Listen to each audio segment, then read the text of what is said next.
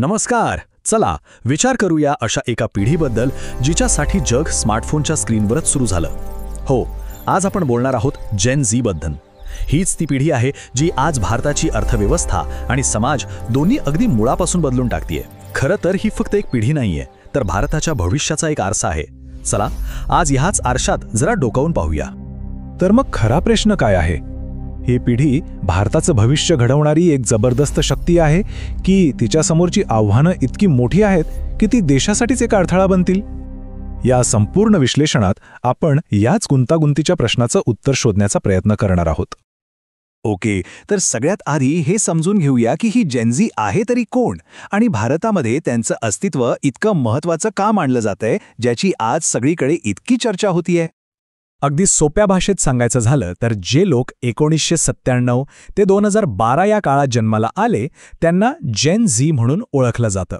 हीच ती पिढी आहे जी डिजिटल क्रांतीच्या काळातच लहानाची मोठी झाली. आणि हा आकडा बघा, थक्क करणारा आहे. भारताच्या एकूण लोकसंख्येपैकी तब्बल 25% अधिक लोकसंख्या ही जेन झी आहे. म्हणजे विचार करा, देशातला प्रत्येक चौथा माणूस या पिढीचा आहे. यालाच डेमोग्राफिक डिव्हिडंड म्हणतात. ही एक अशी प्रचंड मोठी शक्ती आहे जी देशाचं नशीब बदलू शकते.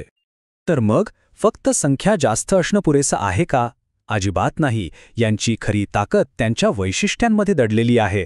चला आता बघूया की असे कोणते गुण आहेत जे या पिढीला भारताचा आशेचा किरण बनवत आहेत. बर्नस्टाईनच्या रिपोर्टमध्ये त्यांना एक अगदी अचूक नाव दिलंय, ॲप फर्स्ट जनरेशन. याचा अर्थ खूप खोल आहे. त्यांचं आयुष्य मोबाईलच्या बाहेर नाहीये, तर ते ॲप्समधूनच चालतं. मग ते शॉपिंग असो, बँकिंग असो किंवा मग शिक्षण, सगळं काही ॲप्सवर. पण त्यांची ओळख फक्त टेक्नॉलॉजीपुरती मर्यादित नाहीये. ते सतत नवीन कौशल्य शिकतायत.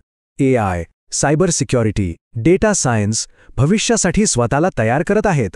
त्यांच्या खरेदीच्या सवयी इतक्या प्रभावी आहेत की मंत्रा आणि झोमॅटोसारख्या मोठ्या कंपन्यांना सुद्धा स्वतःला बदलावं लागतंय. आणि सगळ्यात महत्त्वाची गोष्ट म्हणजे त्यांच्यासाठी फक्त पैसाच सर्व काही नाहीये. सामाजिक आणि पर्यावरण न्याय ही तितकाच महत्त्वाचा आहे. आता जरा त्यांच्या आर्थिक ताकदीबद्दल बोलूया. आकडा ऐकून थक्क व्हाल. $860 अब्ज. स्नॅप इंक आणि BCGच्या रिपोर्टनुसार ही भारतातल्या जेन झीची एका वर्षाची खर्च करण्याची क्षमता आहे. ही रक्कम इतकी प्रचंड आहे की ते अनेक लहान देशांच्या एकूण GDP पेक्षाही जास्त आहे. खरंच. आणि ही तर फक्त सुरुवात आहे. असा अंदाज आहे की 2035 पर्यंत त्यांची खर्च करण्याची क्षमता $2 ट्रिलियन पर्यंत पोचेल. यावरूनच स्पष्ट होतं की देशाच्या अर्थव्यवस्थेसाठी ही पिढी येत्या काळात किती जास्त महत्त्वाची ठरणार आहे. पण थांबा, प्रत्येक गोष्टीला दोन बाजू असतात नाही का? या चमकदार चित्रामागे एक वास्तव दडलेलं आहे. आता आपण या पिढीच्या स्वप्नांमध्ये आणि त्यांच्यासमोर उभे असलेल्या वास्तवातील मोठ्या आव्हानांकडे वळूया. ही स्लाइड त्यांच्या आयुष्यातला विरोधाभास अगदी स्पष्टपणे दाखवते. म्हणजे बघा, एका बाजूला त्यांना उद्योजक बनायचं आहे, स्वतःचं काहीतरी सुरू करायचं आहे, पण दुसऱ्या बाजूला नोकरीची सुरक्षितता आणि आर्थिक स्थिरतेची चिंताही त्यांना सतावतीये. त्यांना जगात सामाजिक बदल घडवायचे आहेत, पण स्पर्धेच्या आणि सोशल मीडियाच्या दबावामुळे ते स्वतःच मानसिक आरोग्याच्या समस्यांना सामोरे जात आहेत. तर मग नेमकी कोणती आव्हानं आहेत? एकीकडे बेरोजगारी आणि कमी पगाराच्या नोकरीची चिंता आहे.